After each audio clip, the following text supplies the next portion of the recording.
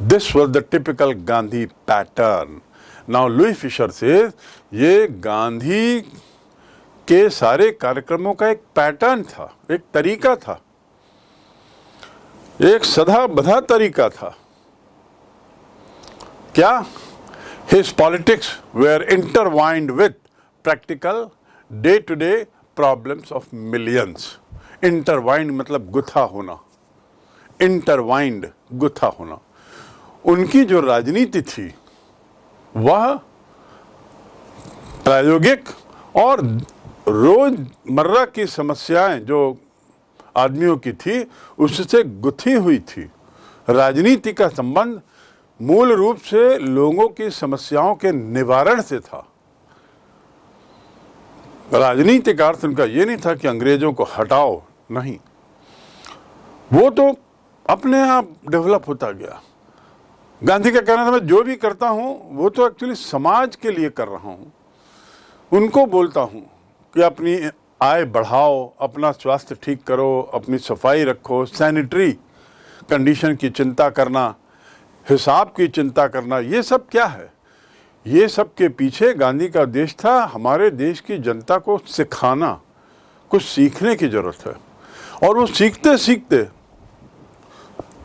उनके मन में स्वाभिमान भी जागेगा, आत्मविश्वास भी जागेगा और आत्मबल भी बढ़ेगा। That is what Gandhi said.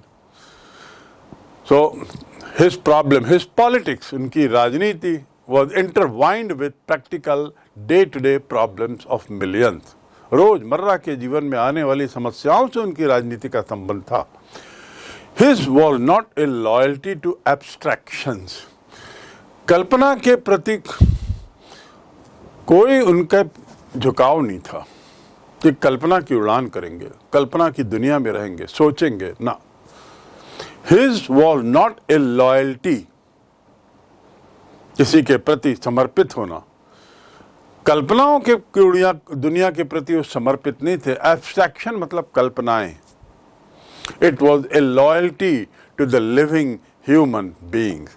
ये गांधी का जो जीवंत आदमी है, हाड़ मांस का बना आदमी, जीवंत सजीव, उसके प्रति गांधी का झुकाव था, उसके प्रति गांधी का रुझान था, उसके प्रति गांधी समर्पित थे। ये जीवंत आदमी के प्रति समर्पित होने का जो उनका तरीका था वो उनकी राजनीति थी। उनकी राजनीति अंग्रेजों को खदेड़ने या अंग्रेजों का विरोध करने वाली राजनीति नहीं थी।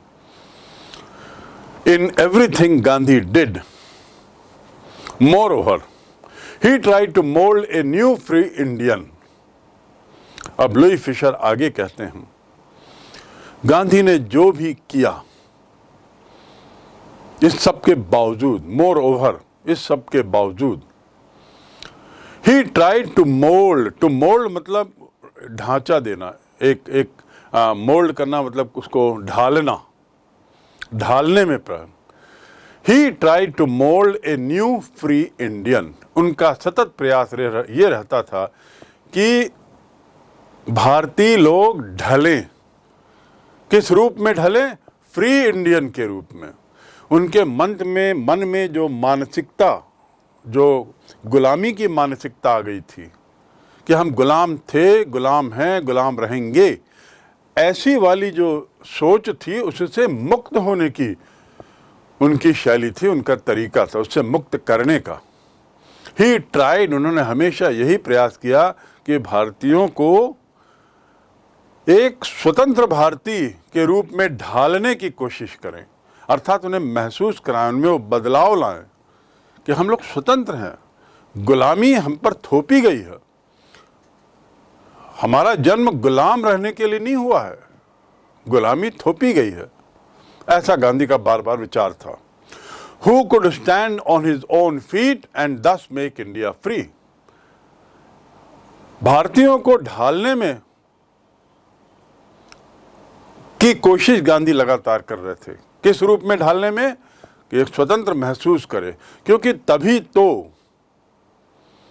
वो अपने पैरों पर खड़ा होगा, then only he will stand on his own feet. To stand on one's feet, ONE', one's feet मतलब अपने पैरों पे खड़ा होना, तब तो जाके वो अपने पैरों पे खड़ा होगा और फिर भारत को स्वतंत्र करेगा। एंड दस मेक इंडिया फ्री, और इस प्रकार भारत को स्वतंत्र करेगा। पहले खुद स्वतंत्रता महसूस करो, अपने मन को बदलो। जो गुलामी की दासता को इतना अंदर तक आपने भर लिया है और ये सोचते हो कि हम गुलाम हैं, हमारा जन्म गुलामी के लिए हुआ है, इस सोच को अपने मन से निकालो। और यदि ऐसा करोगे तो आप भी स्वतंत्र होगे और आपके साथ साथ देश भी स्वतंत्र होगा। ये उनकी राजनीति का पैटर्न था।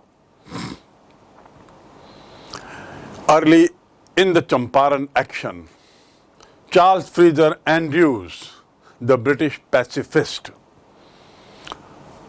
चंपारण के कार्रवाई के दौरान एक व्यक्ति आता है जिसका नाम था C.F. Andrews, Charles Fraser Andrews, बहुत प्रसिद्ध नाम, जो एक अंग्रेज था और पैसिफिस्ट था, who had become a big name and also the follower of Mahatma. Pacifist मतलब होता है शांति दूत, शांति प्रिय व्यक्ति, नॉट प्रोएक्टिव, एग्रेसिव नहीं, पैसिफिस्ट, जो शांति की महत्ता पर और शांति पर विश्वास करते हैं। तो C.F. Andrews came to bid Gandhi farewell before going on a tour of duty to the Fiji island. एक व्यक्ति जिसका नाम C.F. एंड्रयूज था, चार्ल्स फ्रेजर एंड्रयूज, वो गांधी का अनुयायी था, फॉलोअर यानी अनुयायी। फिजी एक कंट्री का नाम है। वहां अपने कर्तव्य को निभाने के लिए जब उसे जाना होता है फिजी, तो जाने के पहले वो गांधी से मिलने आया। Gandhi to bid Gandhi farewell, to bid farewell मतलब विदाई देना, विदाई लेना। He came to bid Gandhi farewell before going on a tour of duty to Fiji island.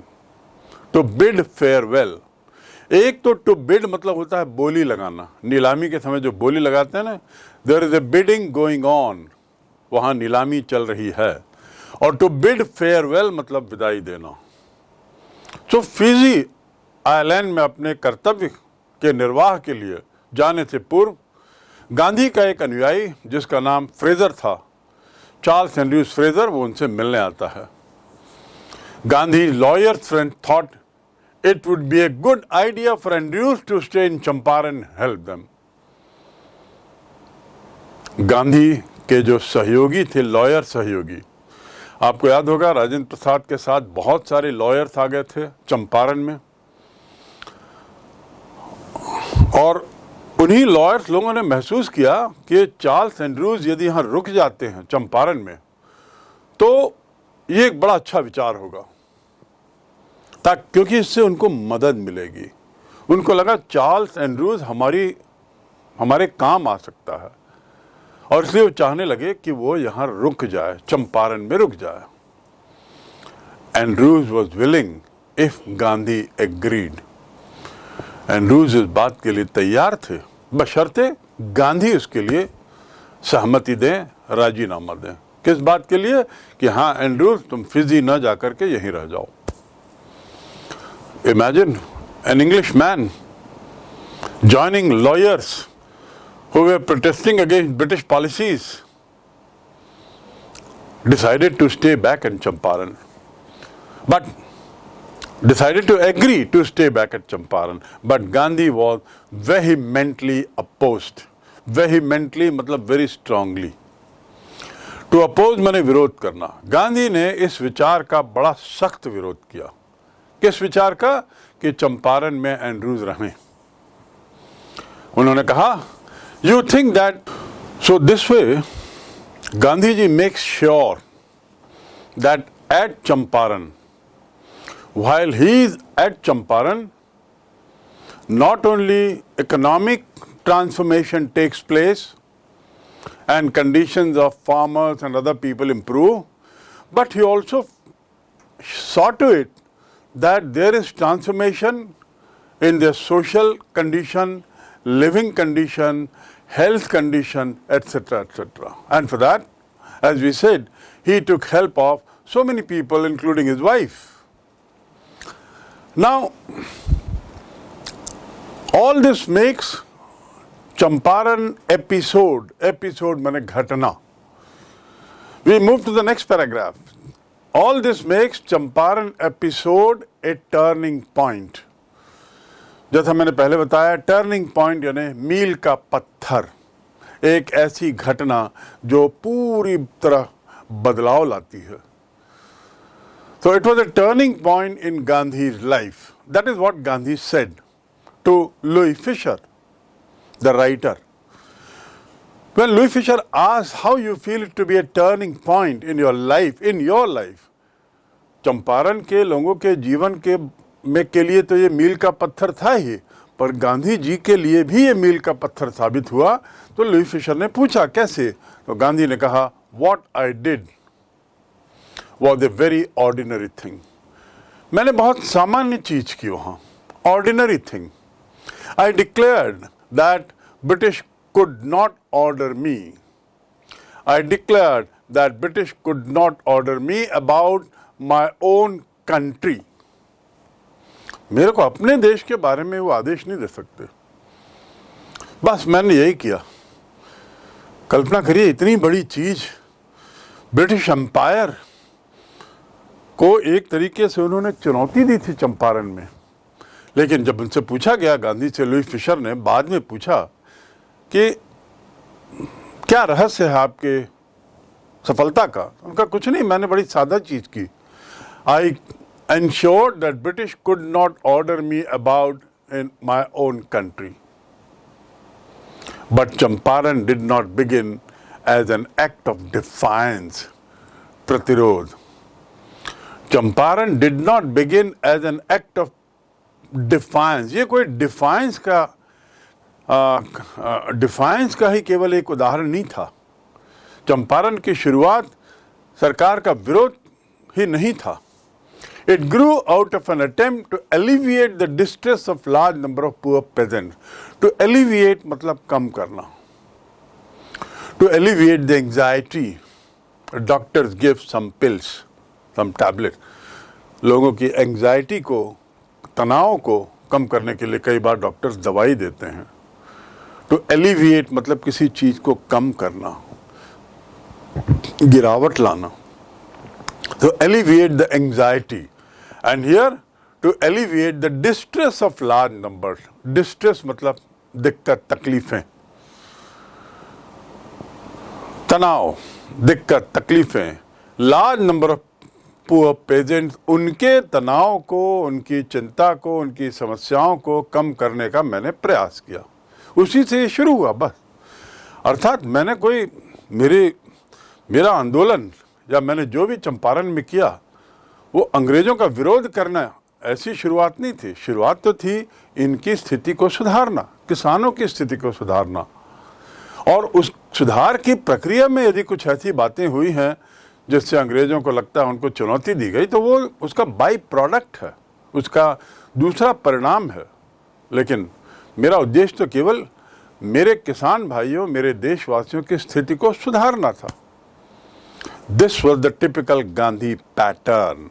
Now Louis Fisher says ये गांधी के सारे कार्यक्रमों का एक पैटर्न था, एक तरीका था, एक सदा बधा तरीका था. क्या? His politics were intertwined with practical day-to-day problems of millions. Intertwined मतलब गुथा होना, intertwined गुथा होना. उनकी जो राजनीति थी वह प्रायोगिक और रोजमर्रा की समस्याएं जो आदमियों की थी उससे गुथी हुई थी. राजनीति का संबंध मूल रूप से लोगों की समस्याओं के निवारण से था. राजनीति का अर्थ उनका ये नहीं था कि अंग्रेजों को हटाओ, नहीं, वो तो अपने आप डेवलप होता गया. गांधी का कहना था मैं जो भी करता हूं वो तो एक्चुअली समाज के लिए कर रहा हूं। उनको बोलता हूं कि अपनी आय बढ़ाओ, अपना स्वास्थ्य ठीक करो, अपनी सफाई रखो, सैनिटरी कंडीशन की चिंता करना, हिसाब की चिंता करना, ये सब क्या है?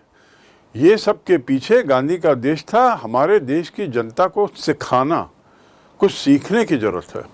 और वो सीखते सीखते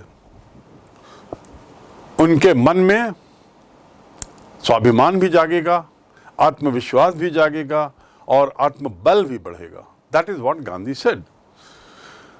so his problem, his politics, उनकी राजनीति was intertwined with practical day-to-day problems of millions।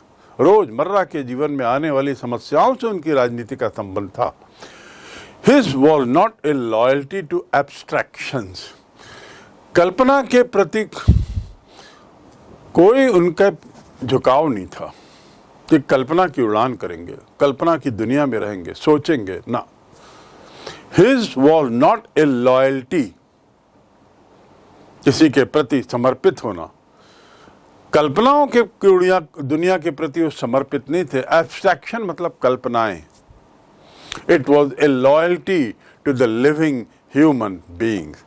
ये गांधी का जो जीवंत आदमी है, हाड़ मांस का बना आदमी, जीवंत सजीव, उसके प्रति गांधी का झुकाव था, उसके प्रति गांधी का रुझान था, उसके प्रति गांधी समर्पित थे। ये जीवंत आदमी के प्रति समर्पित होने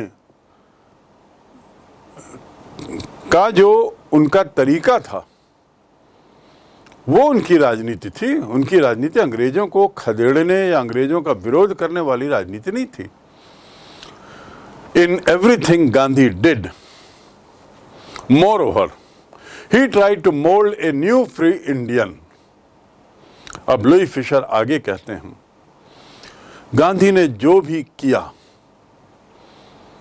इस सब के बावजूद, मोर ओवर, इस सब के बावजूद, ही ट्राइड टू मोल्ड मतलब ढांचा देना, एक मोल्ड करना मतलब उसको ढालना, ढालने में ही tried to mould a new free Indian. उनका सतत प्रयास ये रहता था कि भारतीय लोग ढलें।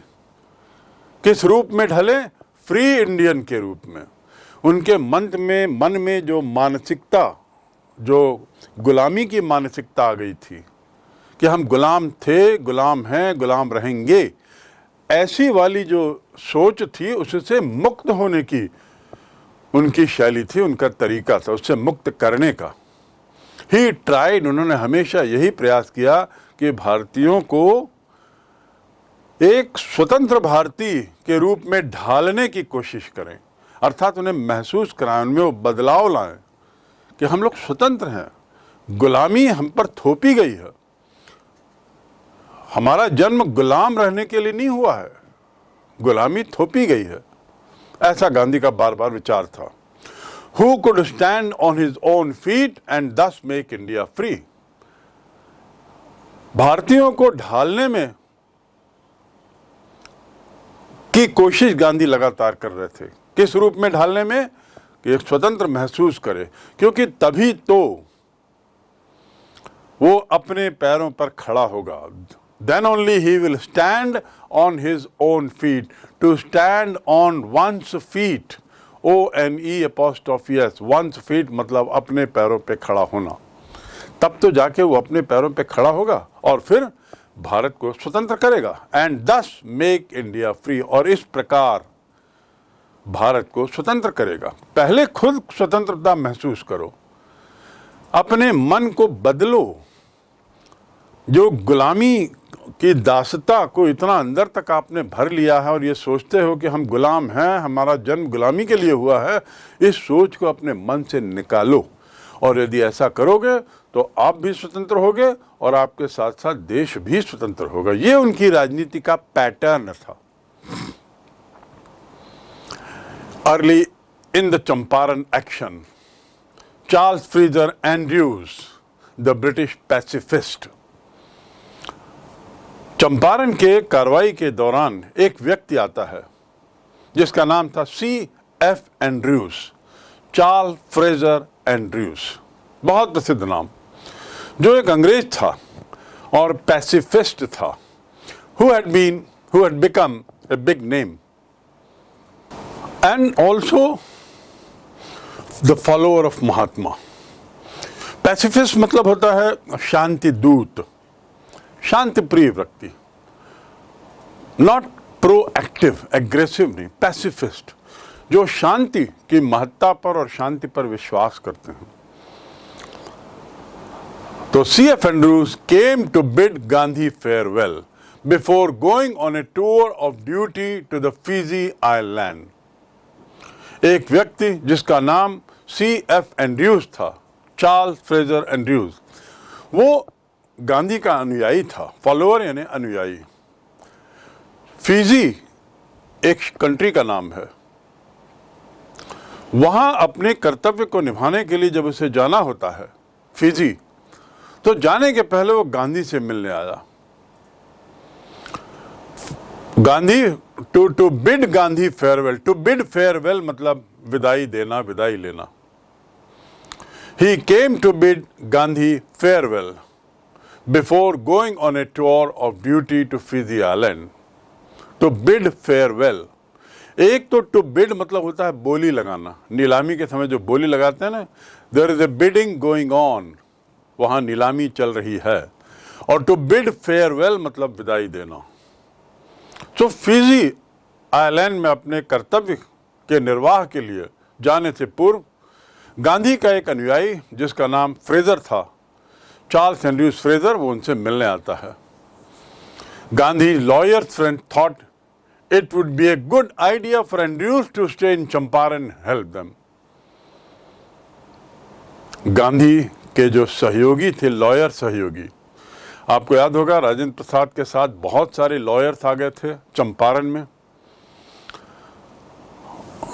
और उन्हीं लॉयर्स लोगों ने महसूस किया कि चार्ल्स एंड्रयूज यदि यहाँ रुक जाते हैं चंपारण में तो ये एक बड़ा अच्छा विचार होगा, क्योंकि इससे उनको मदद मिलेगी।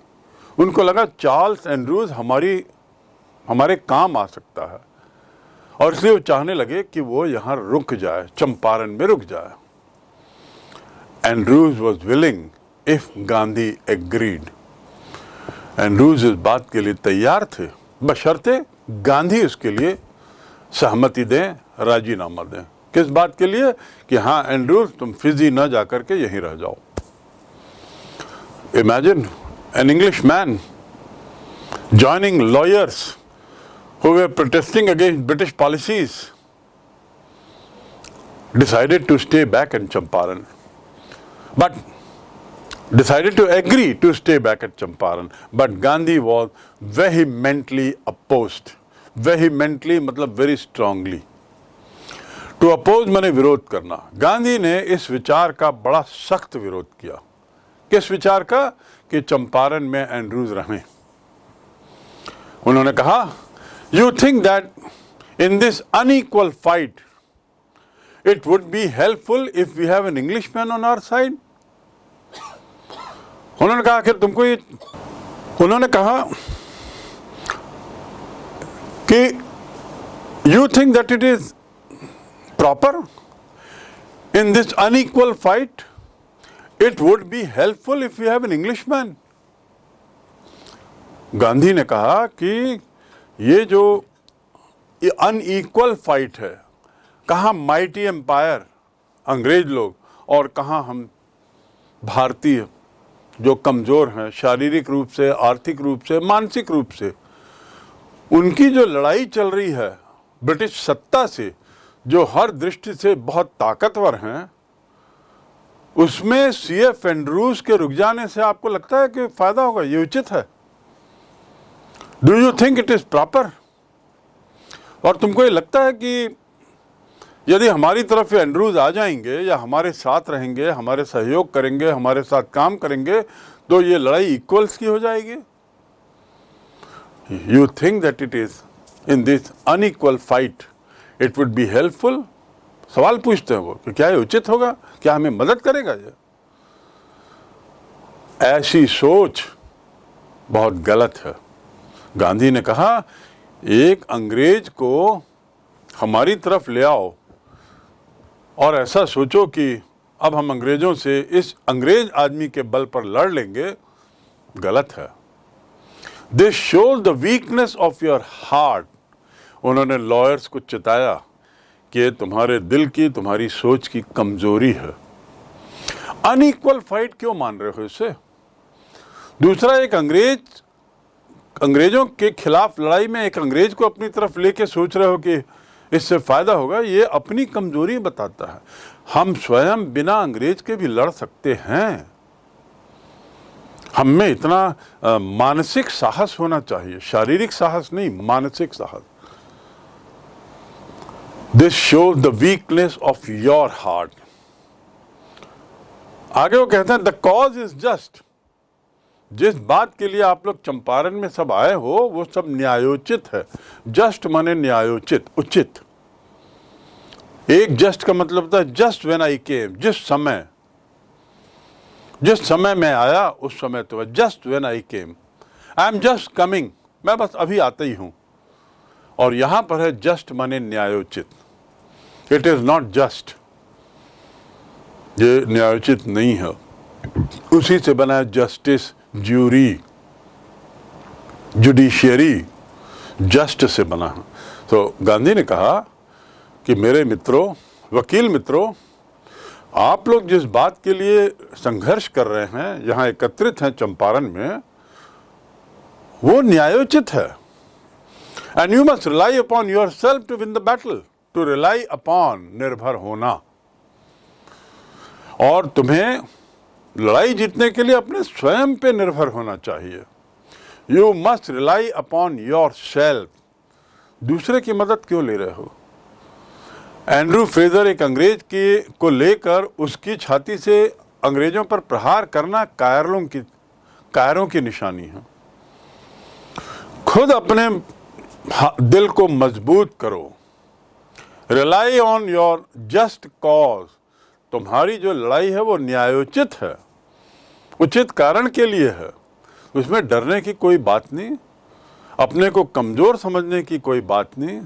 मतलब एंड्रू फ्रेजर को केवल इसलिए अपनी तरफ लेना कि आप अंग्रेजों को फ्रेजर के नाम से कुछ राजनीति करोगे, ये गलत है। Gandhi was very different in his thought. You must rely on, to rely on. I relied on you and you did not come. मैं तुम पर निर्भर हुआ और तुम आए नहीं। I relied on your answer. मैं तुम्हारे उत्तर पर निर्भर था कि तुम मुझे उत्तर दोगे, मैं उसे कॉपी करूंगा। I relied on you for the answer but you did not give me. Got it? So to rely on मतलब निर्भर होना। तो Gandhi says you should rely upon, you rely on yourself to win the battle. Champaran की इस लड़ाई को जीतने के लिए आप अपने पर निर्भर होइए। फ्रेजर या किसी दूसरे की जरूरत नहीं है। C.F. एंड्रूज की जरूरत नहीं है, किसी अंग्रेज की जरूरत नहीं है। क्योंकि आपका जो कारण है जिसके लिए आप यहाँ आए हो, संघर्ष कर रहे हो, वो उचित है, वाजिब है। जस्ट मतलब न्यायोचित, जस्ट माने वाजिब, उचित है। You should not seek a prop in Mr. Andrews. आप मिस्टर एंड्रयूज के रूप में एक मोहरा मत खोजो। Because he happens to be an Englishman, क्योंकि एक अंग्रेज है, तो एंड्रयू फ्रेजर को आप एक मोहरा बनाना चाहते हो, बहुत गलत। टू सीक माने पीछे जाना, पाने की कोशिश करना। I seek your support for my fight against injustice. मैं अपने अन्याय की लड़ाई में आपका सपोर्ट चाहता हूं। टू सीक माने चेष्टा करना, पाना। आई seek your support, I seek your blessings. हम बड़ों को बोलते हैं कि आई सीक योर ब्लेसिंग्स। ब्लेसिंग्स माने आशीर्वाद। मैं आपके आशीर्वाद की पाने के लिए लालायित हूं। तो गांधी ने बड़ा साफ कहा कि एंड्रूज को एक मोहरा बनाने के लिए मत लो। He happens to be an Englishman, क्योंकि वो अंग्रेज है। टू बी हैपन टू होना, क्योंकि वो एक अंग्रेज है। हैपन माने घटना भी होना, तो यहाँ पर केवल हैपन माने घटना नहीं, यहाँ पे होना। क्या होना? एंड्रू फ्रेजर का इंग्लिश होना, और इंग्लिश होने के नाते उसको मोहरा बनाने का प्रयास करना, मेरे दोस्तों, ये उचित नहीं है। This is not proper. You are fighting for the right thing. Have belief in your self. अपने स्वयं पे विश्वास करो, अपनी क्षमता पर, अपने स्टैंड पर, जिस चीज के लिए संघर्ष कर रहे हो उस पर, और अपने स्वयं पर विश्वास करते हुए चंपारण में जो भी करना है वो करो। He had read our minds correctly।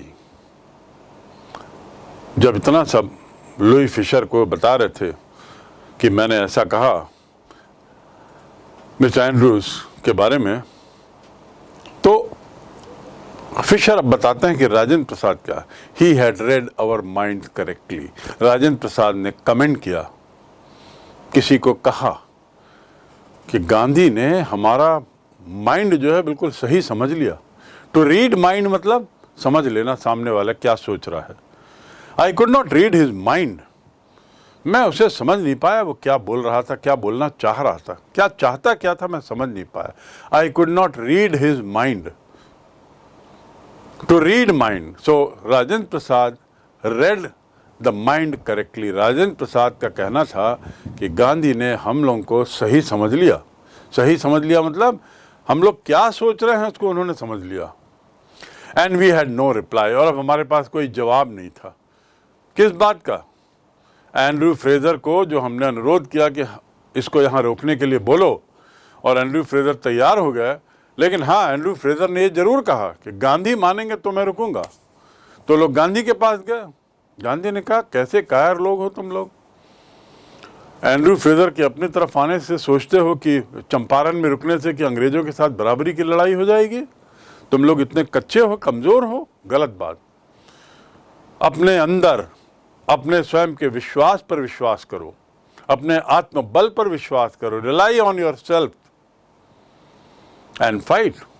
और एंड्रू फ्रेजर को मोहरा मत बनाओ, उसकी छाती से गोली दागने की कोशिश मत करो अंग्रेजों पर। तो राजेंद्र प्रसाद ही रीड्स, उन्होंने हमको सही, हमारे दिमाग को उन्होंने समझ लिया। राजेंद्र प्रसाद कहते हैं, and we had no reply. और हमारे पास कोई जवाब नहीं था। Gandhi in this way taught us a lesson in self reliance. और इस प्रकार राजेंद्र प्रसाद कहते हैं, गांधी ने हमें आत्मनिर्भरता का एक पाठ पढ़ाया। आत्मनिर्भरता का पाठ। आत्मनिर्भरता की बात यहाँ कहाँ आ रही है? अपने पर निर्भर हो। अंग्रेज की क्यों मदद ले रहे हो? Why are you seeking help of Andrews or the British man? Rely on yourself. And so Rajendra Prasad says that look, Gandhi was such a man that he taught us self-reliance also in Champaran, apart from hygiene, cleanliness, budget management, planning, and all those things. He also taught us the importance of self-reliance. Self-reliance, Indian independence, and help in sharecroppers were all bound together. Now Louis Fisher writes कि इस प्रकार हम देखते हैं कि आत्मनिर्भरता, भारत की स्वतंत्रता और किसानों की मदद, ये तीनों एक दूसरे से जुड़े हुए थे। कहाँ वो चंपारण गए थे? किसानों की समस्या का निराकरण करते हैं, और किसानों की समस्या को निपटाते हुए उन्होंने कई पाठ पढ़ाए लोगों को। सफाई का पाठ, अपने परिवार वालों को समाज सेवा में लगाने का पाठ, सामाजिक बुराइयों को हटाने का पाठ, सांस्कृतिक वातावरण को ठीक करने का पाठ, आदि आदि। और उसके साथ ही साथ ये भी साबित किया, Louis Fisher says that thereby Gandhi proved now that all these three things, freedom fighting, freedom for India, self-reliance and helping the weaker, they were all together, interwoven, ये सब एक दूसरे में गुथे हुए थे। हम सेल्फ रिलायंट होंगे तभी हम स्वतंत्र होने की चेष्टा कर सकते हैं, भारत के स्वतंत्रता की। यदि हम कमज़ोर वर्गों की सहायता करेंगे, उनकी दिक्कतों को समझेंगे, चाहे वो शेयर क्रॉपर हो चाहे कोई भी हो, तो उससे सुधार होगा, समाज में सुधार होगा। हम लोग धीरे धीरे सेल्फ रिलायंट बनेंगे और उसी से हमें स्वतंत्रता मिलेगी। देखिए गांधी की कितनी लंबी सोच थी। शुरुआती दिनों में उन्होंने ये नहीं कहा कि हमको भारत दो, अंग्रेजों भारत छोड़ो, शुरू में नहीं कहा। उन्होंने तो शुरू में केवल बड़े छोटे स्तर पे काम शुरू किया। चंपारण गए थे 1 दिन के लिए, 2 दिन के लिए, रह गए वर्ष भर। चंपारण गए थे किसानों की समस्या का निवारण करने के लिए, लेकिन वहाँ उन्होंने तो बहुत सारी चीज़ें कर दी, बहुत सारी चीज़ें सिखा दी लोगों को। That is a big lesson. और इस प्रकार with this last line Louis Fischer sums up the Champaran episode. इस पूरे पाठ में गांधी के चंपारण जाने की घटना को लेकर